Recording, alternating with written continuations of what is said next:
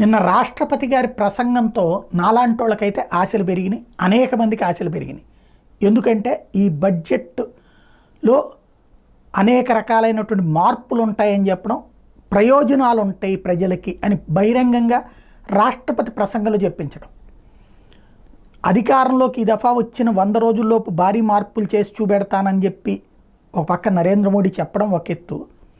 అదే సందర్భంలో ఏదైతే మధ్యతరగతి పేద వర్గాలకు సంబంధించి కీలకమైనటువంటి నిర్ణయాలు ఉంటాయి అంటూ రాష్ట్రపతి ప్రసంగంలో చెప్పడం మరొకటి.